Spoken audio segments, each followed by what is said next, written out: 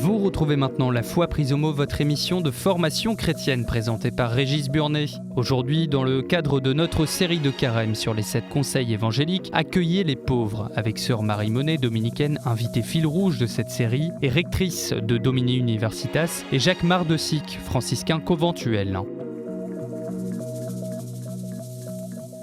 Bonjour et merci de nous retrouver pour La Foi prise au mot, votre rendez-vous de formation et de réflexion.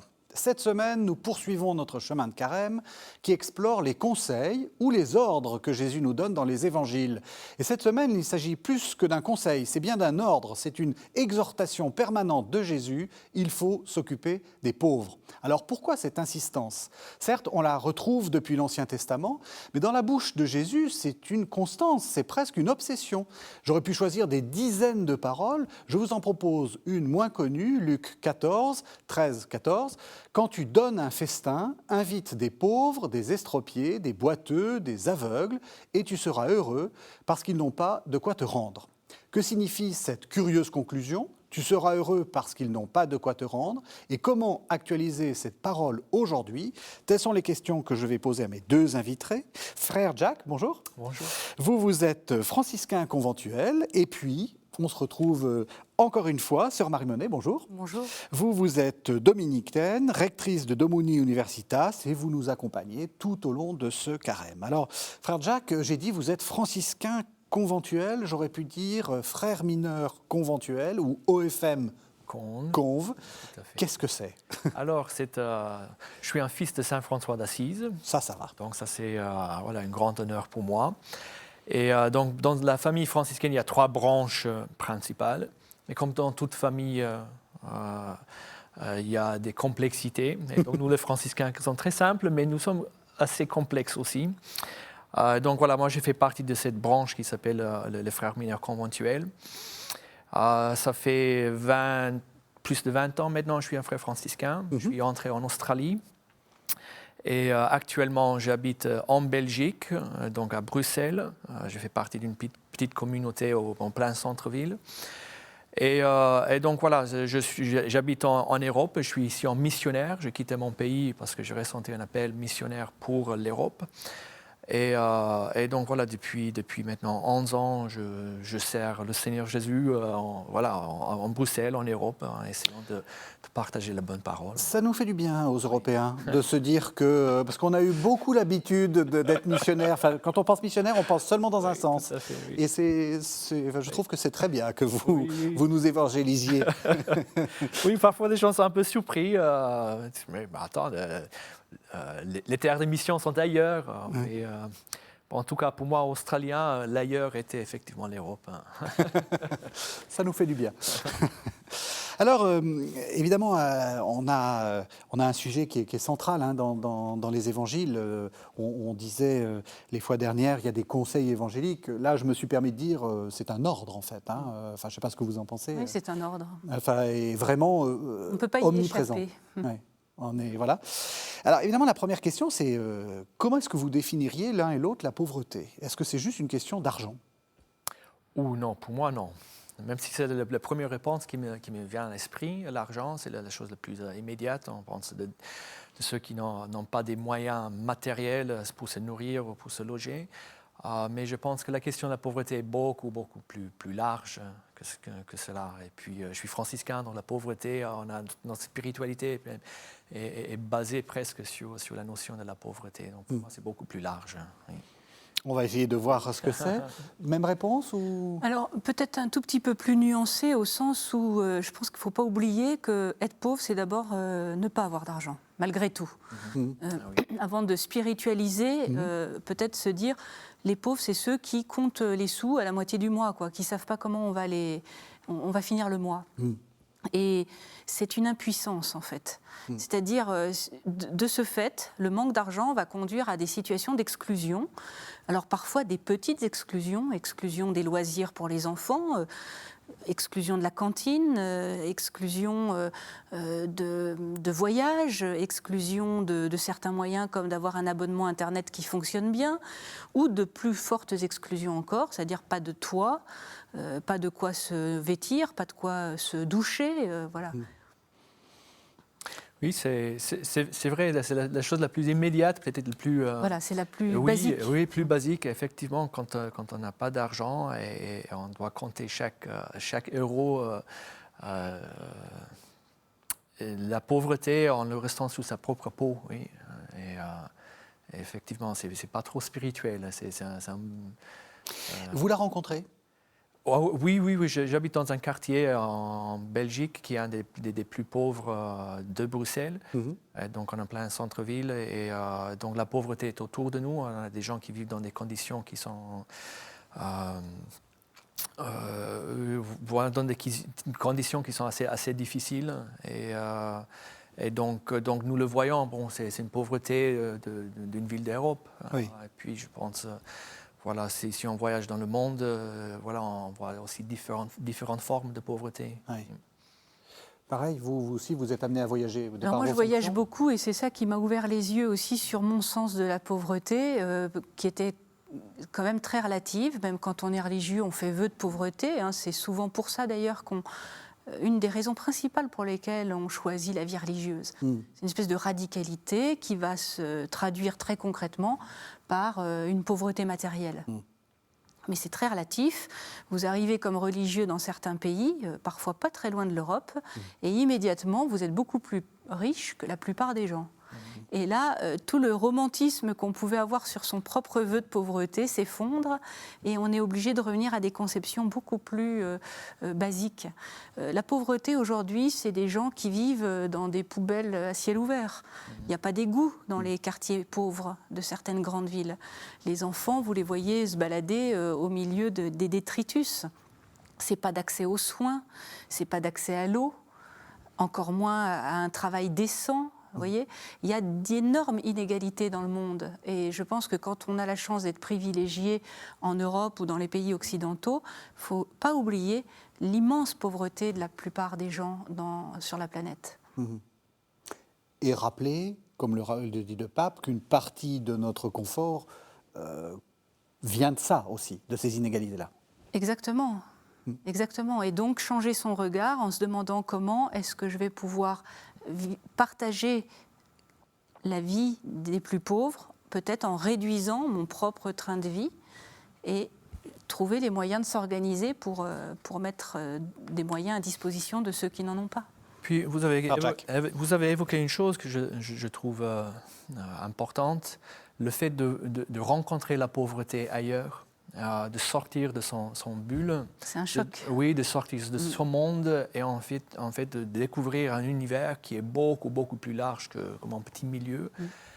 Et donc quand on rencontre une pauvreté vraiment matérielle et choquante, parce que il y a quelque chose de scandaleux aussi dans la pauvreté. Et quand on voit ça, ça nous fait poser des vraies questions existentielles, mais pourquoi eux sont comme ça? Pourquoi moi, j'ai tout ce que j'ai? Ça nous réfléchir un peu sur le monde, sur le système dans lequel nous trouvons. Et donc, ça, c'est très interpellant. Mais je pense que la notion de la rencontre avec la pauvreté est importante. Oui. Et quand on fait ces expériences-là, on se rend compte que les vrais pauvres, si vous voulez, quelque part, n'ont pas envie de rester dans cette pauvreté. Et ils font tout ce qu'ils peuvent pour en sortir. Là où nous, parfois, on serait tenté de cultiver cet idéal de pauvreté. Parce que vous avez fait ce choix-là aussi. Parce que c'est un choix volontaire et que ça correspond. Et là, on se rend compte que... Moi, j'ai fait l'expérience un jour assez frappante dans un quartier très défavorisé du Brésil, où j'étais allée. Et 10 ans plus tard, en retournant, il s'était développé remarquablement bien. Et d'ailleurs, on sait bien que les grandes mégalopoles, notamment d'Amérique du Sud, petit à petit, c'est des quartiers très très pauvres qui se modernisent, on amène l'électricité et de la toute petite cabane en carton, ça devient des vrais immeubles, donc des magasins, une forme de sécurité, l'école au bout de la rue, vous voyez, et petit à petit, les vrais pauvres sont refoulés plus loin. Mais ça montre bien cette avancée des quartiers, cette modernisation, qu'ils en veulent. En 10 ans, ils avaient fait une progression urbaine considérable, parce qu'ils veulent s'en sortir. Ils veulent donner mieux à leurs enfants, mieux que ce qu'ils ont connu. Et donc, cette pauvreté, c'est un mal qu'on cherche à fuir. Vous êtes d'accord que c'est un mal? C'est pas une bénédiction? Oui, Parce que quand on entend « heureux les pauvres », il y a un peu cette sorte de romantisme sur il faut être pauvre, c'est heureux. Et là, on touche un peu les différentes nuances dans le mot pauvreté. Dont vous alliez parler. Tout à fait. Je pense que la pauvreté matérielle, effectivement, c'est un mal. Ça empêche l'éducation, ça met les gens dans un stress total. Je pense à les maladies, tous les problèmes familiaux qui existent. Donc, je pense que la pauvreté, effectivement, est un mal. La bénédiction, pour nous, pour moi en tout cas, c'est la prospérité, avoir du succès, de grandir, d'évoluer, de se développer, et faire ça ensemble en fraternité. Donc, je ne fais pas du tout l'éloge de la pauvreté comme misère. Par contre, heureux les pauvres, là, j'entends pauvreté comme dépendance de Dieu, quelqu'un qui vit de Dieu, sans Dieu ne peut rien faire. Oui.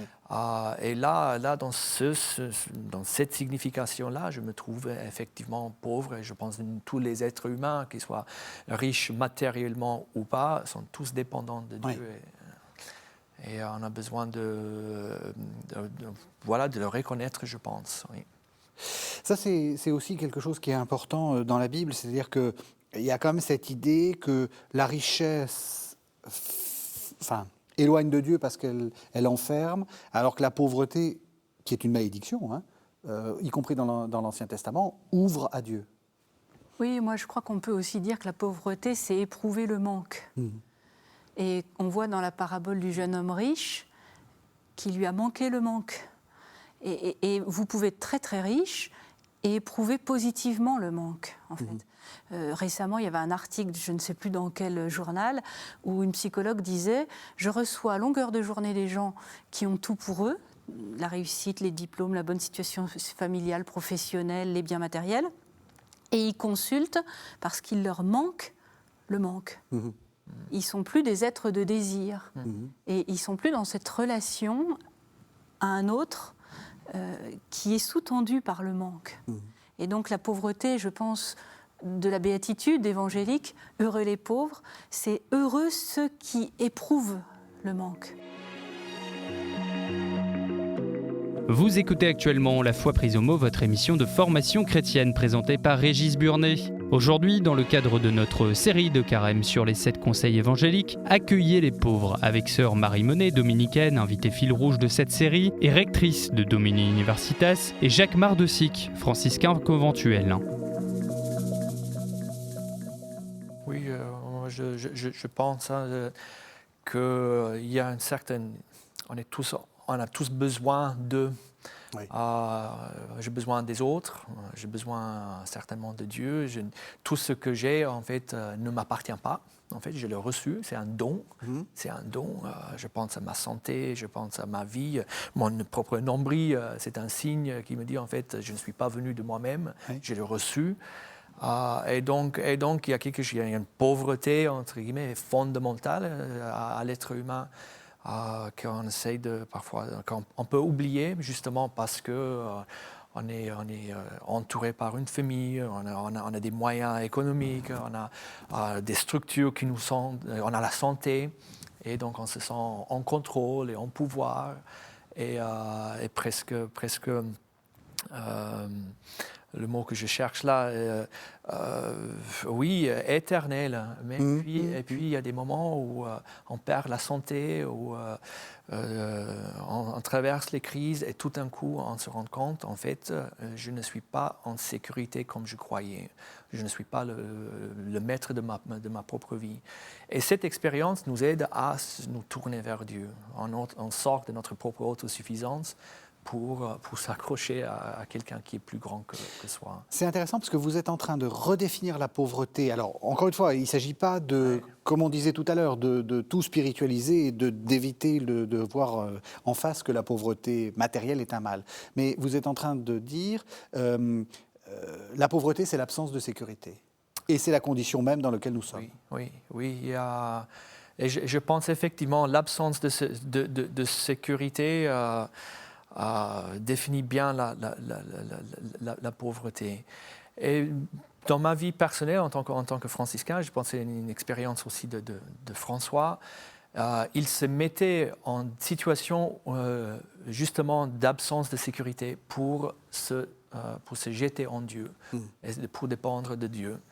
Et qui est une expérience de foi, parce que la foi, littéralement, tu sors de la barque pour marcher sous l'eau et tu n'as plus de sécurité. Tu n'as que Dieu qui peut te tenir. Et donc là, je pense qu'on entre dans la béatitude dont Jésus parle, parce que c'est Dieu est un roc, Dieu est un rempart.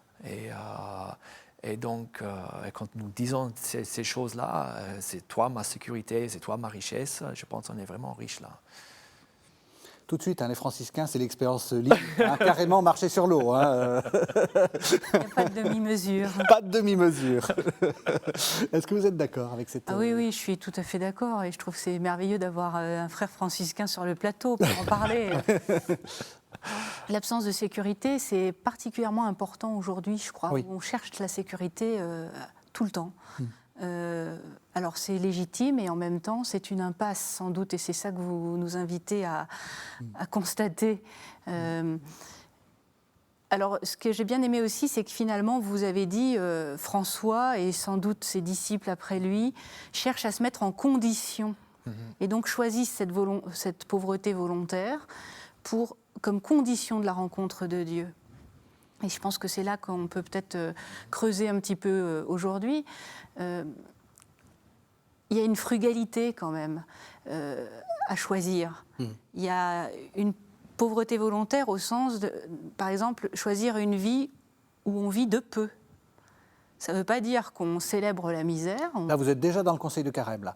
Déjà, oui, c'est toute la série. Non, mais vous avez raison. Vivre de peu comme condition de la rencontre d'un autre, de la rencontre de Dieu. Et ça, c'est important parce que ça donne tout le sens à la frugalité, qui n'est pas choisie parce qu'elle ferait mal et que c'est formidable de souffrir. Non, pas du tout. Et donc, quand on est pauvre, encore une fois, on n'a qu'une envie, c'est de s'en sortir. Et c'est très normal et c'est bien. Et c'est ça la voie d'avenir. Mais là, vous dites, il y a moyen de se mettre en condition, et c'est l'expérience que vous voulez faire, en fait, pour éprouver dans cette pauvreté, dans ces conditions parfois même extrêmes, la rencontre de Dieu. Et cela, je dis, en homme privilégié. Je fais partie de cette catégorie de l'humanité qui est privilégiée. J'ai tellement reçu dans ma vie, je ne manque de rien. Et quand je parle de se mettre donc en condition de besoin ou d'absence de sécurité, je vois aussi le stress psychologique et physique que ça met sur ma propre personne. C'est vrai ? Pour moi, c'est oui, parce que c'est... Parce que bon, les téléspectateurs surferont sur Internet et on vous voit aller se promener sans rien pour renouveler une sorte d'expérience franciscaine de pauvreté absolue. Ça vous stresse ? Non, mais c'est bien que vous le disiez. Je le fais, c'est moi qui choisis quand je le fais et pour combien de temps. Et il y a mais il y a des gens qui ne choisissent pas ni quand ni pour combien de temps. Et donc, j'ai quand même cette grâce, ce privilège de savoir que j'ai un chez moi. Si quelque chose il y a un problème, je peux retourner. Je sens que j'ai quand même une structure, une sécurité derrière moi. Oui, même une structure médicale. Enfin, oui, bien sûr, si vous êtes malade, vous rentrez à la maison. Je suis un homme privilégié. Donc ça, je reconnais. Et il y a des moments après des temps où je vis littéralement de maison en maison, où tu n'as pas un chez-soi. Et donc, à la longue, ça devient fatigant. Et donc, après un temps de mission d'un mois où je vivais avec un petit sac à dos, ensuite, j'ai besoin de quelques semaines pour me remettre, mais j'ai un chez moi. Mais je reconnais qu'il y a beaucoup de gens, la plupart de l'humanité n'a pas ce luxe que j'ai. Mais j'estime que c'est important pour moi, en tant que frère, en tant que religieux, que c'est d'aller à leur rencontre, de faire ces expériences comme ça. Ça me fait sortir de mon mode de vie un peu pour je vais le mal le dire, mais un peu bourgeois, un mode de vie qui est bourgeois, où je me renferme derrière mes murs. Et je pense, ça me fait du bien de quitter mes murs et aller vers l'autre. Et la pauvreté comme spiritualité, ici je parle en franciscain, la pauvreté est vraiment une source de fraternité. Parce que là où il y a la pauvreté, il y a moins de murs et les gens sont souvent beaucoup plus ensemble.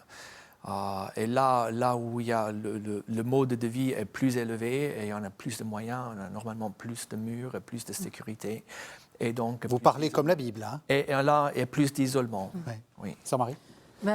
Il y a en commun entre François et Dominique, entre les franciscains et dominicains, un mot qu'on appelle l'itinérance.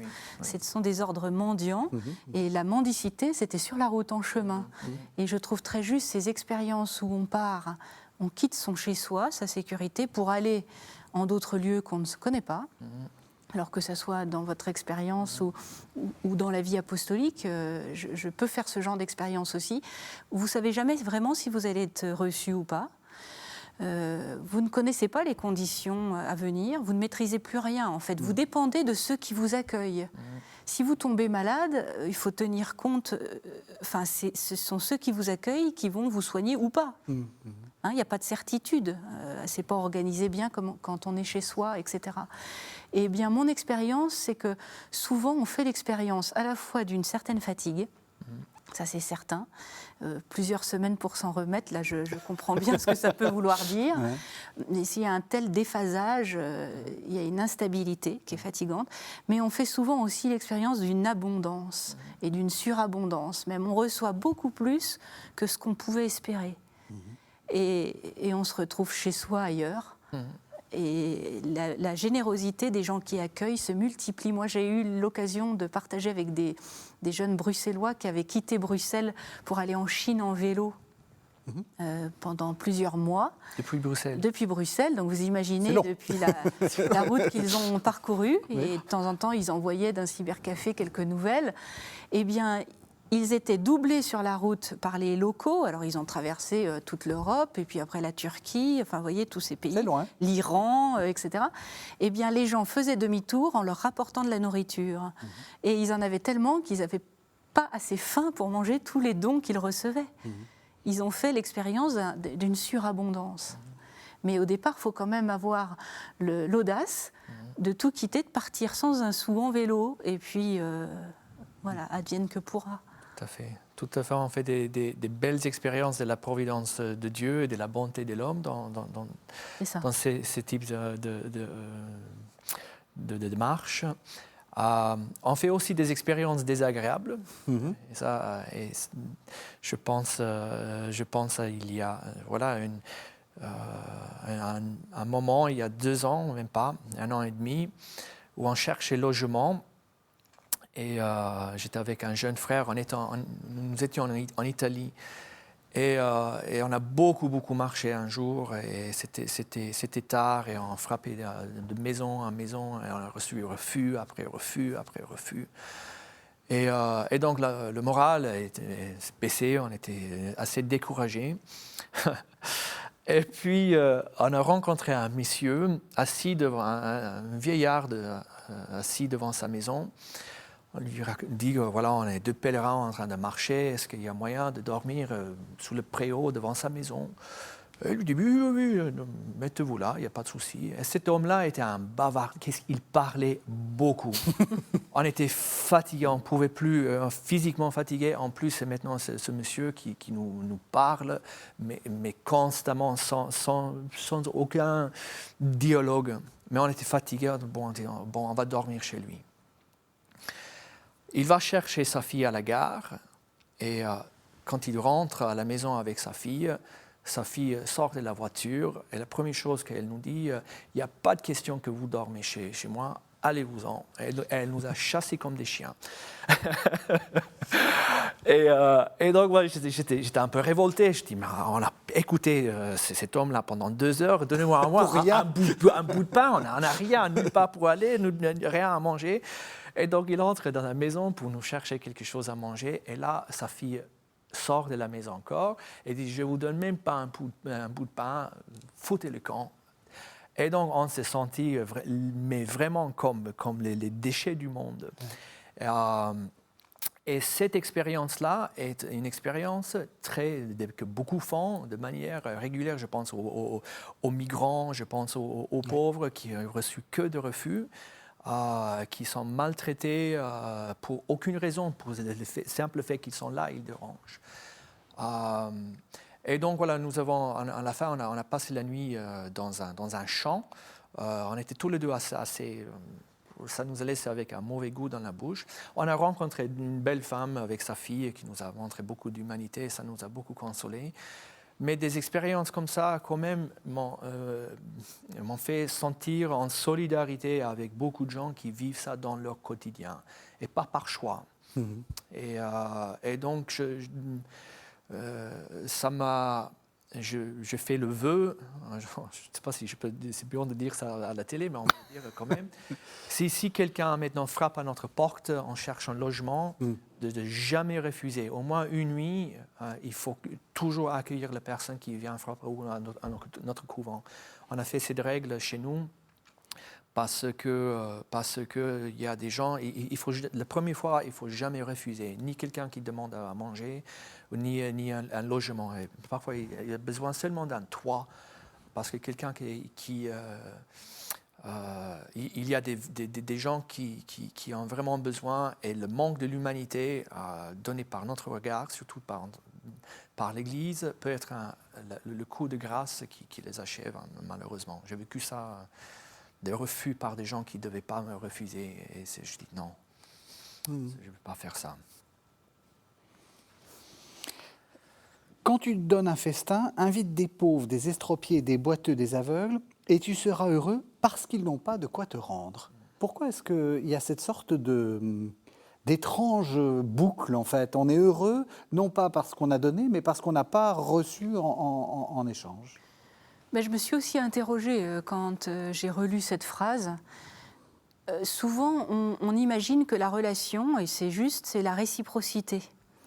Donc, on donne et on espère, quelque part, entrer en relation et qu'il y ait un retour, ne serait-ce que pour la dignité de celui qui reçoit aussi, ça, oui. Une sorte d'égalité qui s'instaure. Comme ça, la fraternité, c'est l'égalité. Et là, l'Évangile ne dit pas ça. Je pense que c'est comme le mot « pardon ». C'est le don par-delà le don. Et là, on est invité, et je le constate comme vous, en fait, invite des pauvres et tu seras heureux s'ils ne te rendent pas. Et donc, il faut donner sans attendre quoi que ce soit en retour. C'est une radicalité, quoi. C'est un absolu, ça veut dire le don. Oui. C'est un absolu. Et ça n'annule pas la relation, mais c'est au-delà de la relation. Et donc, si celui qui est en face ne renvoie rien de positif, on a répondu à l'exigence évangélique. Et sans doute, un jour, il y aura peut-être la réponse à un autre moment. Elle sera peut-être différée. C'est peut-être quelqu'un d'autre qui va répondre. Mais on donne sans attendre de retour. Vous êtes d'accord, frère Jacques? Oui, j'entends rentrer dans une logique de gratuité et donner sans espoir de retour. Et je pense qu'en donner gratuitement, ça augmente aussi la gratitude aussi dans notre cœur. Et encore une fois, je pense, si on considère à tel point nous avons été gratifiés par le bienfait de Dieu, que nous avons tout reçu, et vouloir donner sans pouvoir recevoir un retour, on se rapproche de plus en plus au cœur de Dieu. Mais c'est pas évident. C'est pas évident. C'est pas évident. Rendre un service et ne pas recevoir un remerciement en retour. Par exemple, on forme quelqu'un, on est heureux de former quelqu'un. Oui. On a l'impression d'être dans une démarche de gratuité. Vous êtes parents, vous éduquez votre enfant. Mais quand même, quelque part, on attend un retour sur investissement, quelque part. On attend au moins que l'enfant devienne un homme ou une femme équilibrée à nos yeux. On attend quelque chose. Et là, la phrase de l'Évangile, c'est de nous dire « n'attendez rien, donnez ». Et c'est vrai que c'est quand même une logique de gratuité radicale et assez inconfortable. Oui, oui. Pourquoi c'est inconfortable? Parce qu'on attend quand même, on attend toujours quelque chose? Moi, je ne crois pas que l'homme est 100%, peut être 100% désintéressé. Oui. Moi, je pense que c'est... Jésus l'a fait, mais il l'a fait une seule fois, à 33 ans, et puis sa vie... Oui, puis il avait quand même quelque chose d'un peu particulier. Mais il y a, oui, dans nos dynamiques, il y a une réciprocité qui est là. Et donc des dons extrêmes, littéralement, on donne tout jusqu'au bout, sans rien recevoir. Bon, on ne peut pas le faire tout le temps. Mais quand c'est fait, quand c'est inspiré par Dieu, ça marque les esprits. Jésus nous a sauvés par cet acte sur la croix qui est immense. Je pense à Saint Maximilien Kolbe aussi.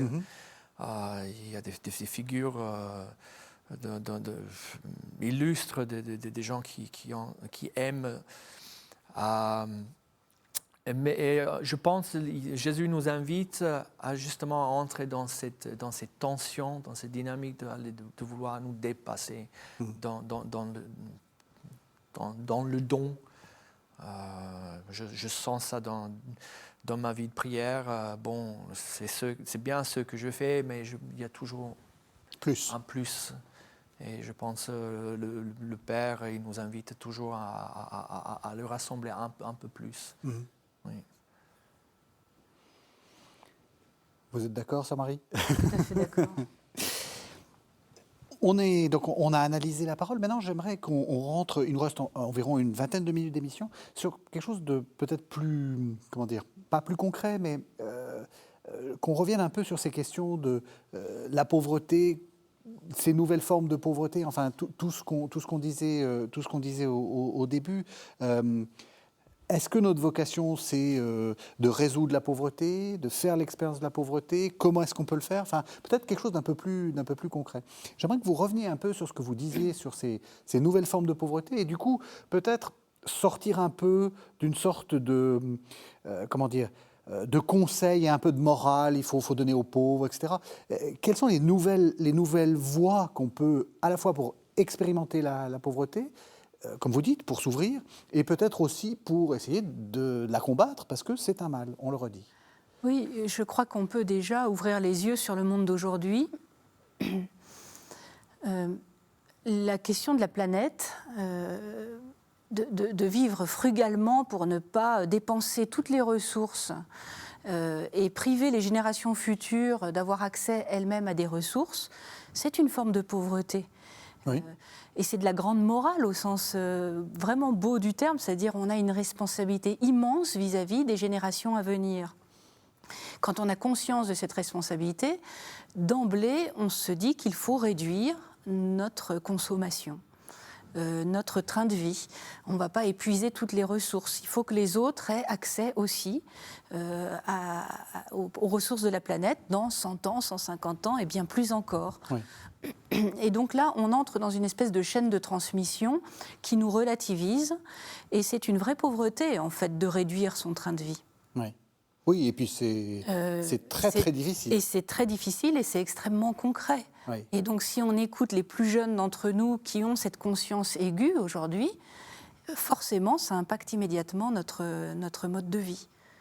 Choisir la frugalité n'a rien d'évident quand on est habitué à l'abondance, en fait. Oui, ça change un peu de la morale traditionnelle. Et c'est plus la morale traditionnelle. Disons que c'est une morale, au vrai sens du terme, qui est adaptée à notre époque. Oui.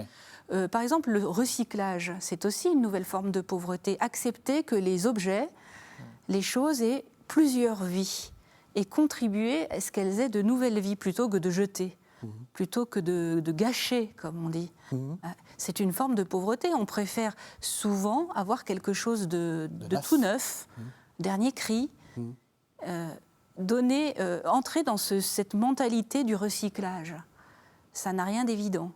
Et pourtant, c'est une conversion à la pauvreté évangélique. Il y a toute une réflexion à le contraire, hein. Vous allez avoir votre moment. Non. Vous allez avoir votre moment Laudato aussi, j'espère. Non, je ne vais pas dire le contraire. Je je pense à la pauvreté, tous les problèmes qui sont devant nos yeux. Je pense à la planète, je pense à la pauvreté que nous voyons dans nos villes et ailleurs. Moi, en tant que franciscain, dans mon oui que j'ai donné à Dieu, je ne pense pas que Jésus m'a demandé de résoudre les problèmes du monde. Mais il m'a confié la mission à faire connaître son Fils Jésus à tous. Et la pauvreté, c'est quand je rencontre la pauvreté chez les autres et quand j'annonce l'évangile dans la pauvreté, en fait, je sens que je réponds à ma mission. Et donc, je pense... Et donc, pour la question de la planète et un style de vie qui est de consommation, mon appel, ma mission donnée à Jésus, il ne m'appelle pas à la consommation, mais il m'appelle à utiliser ce qu'il me donne pour servir son royaume et servir les gens. Moi, je me suis réconcilié un peu avec les différents problèmes qui existent et ma mission en centrant un peu tout sur un appel à annoncer l'Évangile. Et quand je suis pauvre avec les pauvres, je trouve que ça sert un peu sa mission. Ça passe beaucoup mieux. Parler de un style de vie sobre, vivre une vie de vie sobre aide mon annonce de l'Évangile. Je suis crédible, en fait, parce que les gens voient, en fait, il ne s'agit pas de mon propre bien-être, je ne suis pas en train de chercher de m'enrichir, mais le fait d'être simple, d'avoir l'essentiel et de mettre dans les mêmes conditions des autres, en fait, c'est au service de mon annonce de l'Évangile. Donc, ce n'est pas la pauvreté en soi que je cherche, mais d'annoncer Jésus. Mais est-ce que vous diriez que ça passe? Parce que c'est quand même quelque chose qui fonctionne, comme vous dites très, très justement, les nouvelles générations, ils sont extrêmement sensibles, et elles ont parfaitement raison. Et donc, est-ce qu'il faut que notre message chrétien, alors le pape nous y incite fortement, mais est-ce qu'en gros, un bon chrétien est un chrétien écolo? Vous écoutez actuellement La Foi prise au mot, votre émission de formation chrétienne présentée par Régis Burnet. Aujourd'hui, dans le cadre de notre série de carême sur les 7 conseils évangéliques, accueillez les pauvres avec sœur Marie Monet, dominicaine, invitée fil rouge de cette série, et rectrice de Domini Universitas, et Jacques Mardecic, franciscain conventuel.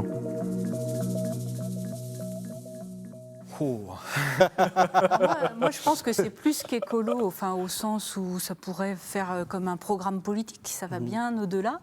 C'est la question du bien commun. Et c'est même être intelligent, c'est-à-dire il y a une manière de s'organiser pour mettre les biens en commun, pour mutualiser les moyens, qui fait que de situations de pauvreté, on va créer une situation d'abondance. Moi, je l'ai expérimenté dans ma vie apostolique, ma vie professionnelle. Je dirige une université en ligne où arrivent des cours, on mutualise des cours de différentes institutions. Dans certains lieux, il n'y a plus assez de professeurs, il n'y a pas assez de cours. Mais si on met de tous les coins du monde les cours en commun, alors on crée une situation où il y a 1500 cours à disposition de ceux qui ont soif de se former.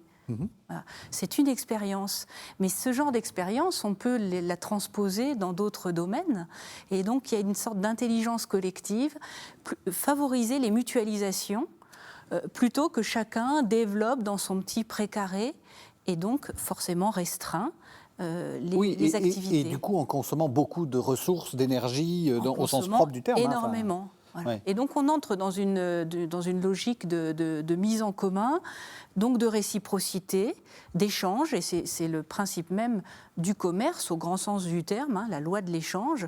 Et donc on entre dans une sorte d'humanité partagée où on est interdépendants les uns des autres et chacun contribue à sa manière à faire progresser l'ensemble.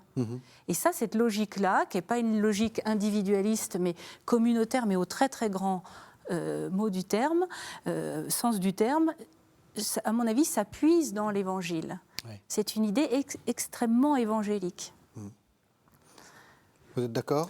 Oui, on touche des questions énormes, hein, des systèmes, comment dire, je trouve aussi des programmes presque politiques pour changer notre style de vie ensemble. Donc, ce sont des questions qui me dépassent.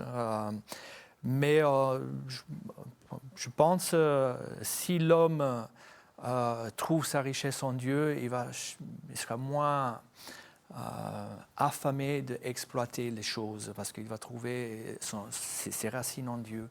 Je pense qu'il y a la conversion de l'homme qui se tourne vers Dieu résoudrait aussi beaucoup de nos problèmes au niveau de la consommation. Au lieu d'essayer de combler le vide existentiel en achetant frénétiquement des choses, mais il trouvait sa plénitude en Dieu. Et donc, encore une fois, être devant Dieu, être éclairé par sa lumière, et on voit en fait quelles sont nos dépendances et nos addictions et nos incertitudes par lesquelles on essaie de combler les choses avec des objets. Quand c'est éclairé, on se tourne vers Dieu, il prend la première place et les autres choses trouvent leur juste place. Aujourd'hui, je pense que notre société va un peu mal parce qu'on a mis Dieu n'est pas à sa juste place. Et donc ma mission, je pense que ma mission, en tout cas la mission de l'Église, est appeler les gens à la repentance, à la conversion, se tourner vers Dieu. Et ça suivra. Et moi, j'ai adopté cette politique-là. Ça pose la question de la connaissance aussi. Donc, connaissance de Dieu, mais aussi, vous avez dit ne pas avoir Internet, c'est une forme de pauvreté. Ah oui, dans le monde d'aujourd'hui où tout est en ligne, tout est connecté, c'est une forme de précarité très, très grande.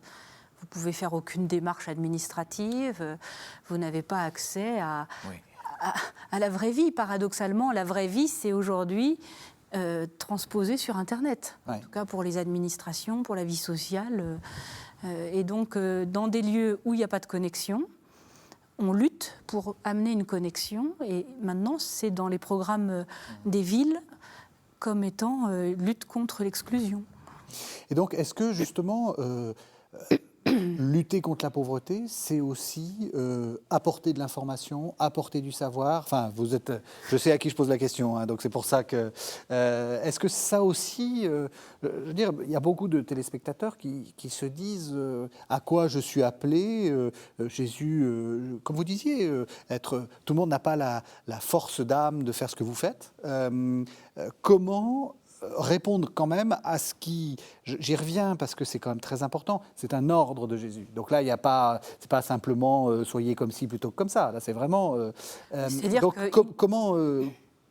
comment participer à ce combat global contre la pauvreté quand on ne se sent pas forcément appelé à servir des soupes le soir ou voilà. Il y a multiples façons de réduire les exclusions. Et déjà, il faut avoir conscience qu'il y a des exclus. Ça, c'est déjà le premier point. Et puis ensuite, là où on est, moi, mon expérience, c'est celle de la formation. Je suis dans une université dont le projet est clairement, depuis 25 ans, d'apporter la formation à ceux qui sont exclus des centres de formation, parce qu'ils sont trop loin, parce qu'ils n'ont pas d'argent, parce qu'ils n'ont pas le temps. Et donc, les fondateurs de ce projet ont imaginé que par le média Internet, au lieu que les gens viennent au centre de formation, la formation va vers eux. Voilà. Et on constate, c'est l'expérience qui le montre, que ça réduit les inégalités et certaines fractures, parce que grâce à ces formations reconnues, diplômantes, certifiantes, ils peuvent, là où ils sont, progresser dans leur vie et eux-mêmes devenir formateurs ou contribuer à la bonne marche de la société. C'est un exemple, et je suppose que chacun doit avoir un peu l'intelligence des situations pour essayer d'inviter les pauvres, c'est-à-dire repérer qui sont les pauvres d'aujourd'hui, qui sont les boiteux, qui sont les estropiés, qui sont les aveugles, et quels moyens on a à disposition pour aller vers eux et les inviter à revenir dans le cercle de l'humanité. Puis ça me parle toujours de cette importance d'être proche aux gens, porter ce que nous avons reçu et nous mettre en contact, en proximité avec les exclus, aller vers la rencontre de l'exclu. Et François, il est allé vers les lépreux, hein, vous savez ça bien mieux que moi. Et je crois qu'on le disait dans l'émission précédente, ça rend contagieux soi-même. C'est-à-dire quand on fait le choix d'aller vivre avec les pauvres, pour les pauvres, les exclus, toute forme d'exclusion, on sent soi-même un petit peu le soufre. Vous vous souvenez qu'on a dit ça Oui, dans l'émission précédente. tout à fait, absolument. Et par exemple, on le voit bien chez l'abbé Pierre. Il y a un film qui est sorti il n'y a pas longtemps, quelques mois, où on voit bien qu'il fait le choix d'aller vivre avec les plus pauvres, pauvres parmi eux. Alors lui, il va collecter de l'argent toute sa vie pour essayer d'améliorer leurs conditions de vie. Mais en faisant ce choix, l'abbé Pierre lui-même est un peu ostracisé. Et donc, c'est plus qu'un projet politique, c'est un choix de vie, l'ordre évangélique. Mais justement, comment faire, quels seraient les conseils que vous donneriez? On est un peu dans une série de carême, donc il y a un peu effort de carême derrière. Quels sont les conseils que vous donnez aux gens qui veulent rencontrer la pauvreté ou faire cette expérience? Parce que vous partez comme ça, sac au dos. Est-ce que c'est adapté pour tout le monde? Moi, je pense qu'il faut chercher le Christ. Et pas la pauvreté en soi. Chercher le Christ et le Christ nous mènera là où est sa présence. Je pense même pas, comme premier but, c'est de résoudre le problème du monde, mais d'être fidèle à la mission que Jésus nous donne. Oui. Et donc, puis chacun aura ses charismes et chacun aura ses dons et le Seigneur va utiliser chacun avec les réseaux qu'il a. Et donc, voilà, est-ce que tout le monde est appelé à partir avec un sac à dos? Non, ce n'est pas l'appel de tous. C'est mon appel, mais je pense que chacun est appelé à faire un acte de foi, se laisser guider par Dieu vers un inconnu. Ça oui. Et donc, voilà, moi, je centrais tout sur la rencontre avec Jésus-Christ. Quand Saint François il a rencontré le lépreux, c'était une expérience, il a rencontré Dieu dans le lépreux. Parce que la léprosie, la maladie, c'est une chose horrible. Sans Dieu, ça nous écrase, ça nous démoralise. La pauvreté et toutes les problématiques qui sont là, si on y va sans chercher Dieu et sans la force de Dieu, on risque de se faire écraser par l'immensité du problème. Et donc, c'est chercher Dieu et avec la force que nous avons, en le trouvant dans la misère, alors je pense qu'il y a une puissance de Dieu qui peut être libérée. Donc, ne pas chercher la pauvreté pour elle-même, effectivement. Oui, bon. Mais alors, concrètement, vous, comment ça vous est venu de devenir franciscain, peu importe, mais de faire ce que vous faites? Et donc, pour moi, c'était ce qui m'a amené dans la rue, c'était, comme je disais au début de l'émission, j'ai reçu un appel missionnaire, un appel missionnaire, mais je ne savais même pas ce que cela voulait dire, et donc j'ai essayé plusieurs expériences en essayant de répondre à cet appel. À un moment donné, je pensais de partir en Vietnam ou en Chine, et puis un jour, je rencontrais un protestant qui essaie de me convertir dans la rue, mais il était très habile. Et donc ça m'a fait réfléchir. Et puis c'était le jour où je rencontrais un frère franciscain qui disait qu'il dormait sous les ponts auprès des sans-abri. Et il vivait un peu de jour au jour comme ça dans la ville. Et là, je sentais comme un tremblement de terre à l'intérieur de moi. J'ai dit, il faut que je fasse ça. Donc, je me suis senti interpellé. Et donc, quand je suis parti avec lui la toute première fois, on a fait 3-4 jours en centre-ville de Rome. Et là, c'était une expérience de Dieu qui a littéralement changé ma vie. Et donc, c'est grâce à cette expérience de Dieu, ensuite, j'ai trouvé goût, j'ai trouvé Dieu dans la précarité. J'ai trouvé Dieu dans la rencontre. Et donc, ça m'a donné et la joie, et une vitalité nouvelle, et un désir, aussi la confiance que tout ira bien parce que je sais que Dieu est avec moi. Mais tout est parti un peu d'une recherche, d'une rencontre et ensuite d'une rencontre avec Dieu. Et je pense que nous, en tant que disciples de Jésus, on a besoin de le chercher. Une fois qu'on le trouve, y foncer dans le chemin qu'il nous indique. C'est intéressant parce que ça revient, dans une précédente émission, on arrive à la fin de l'émission, donc je vous invite à faire une sorte de synthèse. Dans une précédente émission, on a parlé de la ruse, du discernement, etc. C'est vrai qu'on a tendance à se dire, la pauvreté, c'est un mal, Dieu nous demande de sauver les pauvres, il faut sauver les pauvres et faire peut-être des choses qu'on n'a pas envie de faire. Ce que dit Frère Jacques, c'est qu'il y a une sorte de discernement.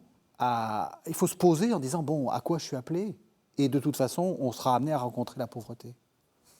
Est-ce que vous êtes d'accord avec ça ? Oui, oui, d'une certaine manière, sans oublier quand même l'ordre qui nous est donné aujourd'hui, qui est très clair, qui est très concret, et qui n'est pas le seul de l'Évangile. C'est le leitmotiv de l'attention aux pauvres. Oui. Il est permanent. Oui. Et donc ça dit quand même quelque chose d'une caractéristique essentielle de la foi chrétienne. Celui qui est disciple de Jésus-Christ, c'est celui qui va se mettre à l'écoute, à l'école des plus pauvres, qui va entrer dans une logique de service à leur égard. C'est ça. Et donc ça nécessite de réfléchir aux structures qui génèrent cette pauvreté et, quand on le peut, essayer de contribuer à renverser la tendance pour plus d'égalité, pour moins d'exclusion et plus d'inclusion. Mais ce que je veux dire, c'est qu'il y a une part de discernement personnel, en se disant à quoi je suis appelé dans ce combat ou dans cette rencontre de la pauvreté. Ce qui, moi, me semble sûr, c'est que je suis appelé à quelque chose. Donc l'effort de carême, ça peut être à quoi suis-je appelé. Dans l'Évangile, il y a la parabole, enfin c'est pas une parabole, il y a le récit de petit enfant qui a 5 pains et 2 poissons. Faire les comptes, c'est quoi mes 5 pains, c'est quoi mes 2 poissons, et à partir de là, laisser Dieu lui-même les multiplier. Mais pour générer l'abondance, il faut que j'apporte moi ce que j'ai à offrir. Qu'est-ce que vous proposez comme effort de carême ? Ça sera notre conclusion. Ah bon, c'est l'Église qui nous propose, hein. C'est la prière, le jeûne, l'aumône. Et je pense que déjà avoir une vie de prière plus intense, entrer de plus en plus dans une dynamique de gratitude, de gratuité, par l'aumône, ou par aller vers l'exclu, l'isolé, celui qui en a besoin. Et le jeûne, et me priver de choses. Hein. On parlait tout à l'heure de la consommation. Me dire des non, là où je sens, où je sais, en fait, je suis dans l'excès. Et parfois aussi, me dire des non pour laisser un peu plus de place à Dieu pour qu'il me comble. Merci. Merci à tous les deux. Merci de nous avoir suivis. Vous savez que vous pouvez retrouver cette émission sur le site internet de KTO, www.ktotv.com. Et on se retrouve la semaine prochaine pour un nouveau numéro de La Foi prise au mot et un nouveau numéro de la série de Carême.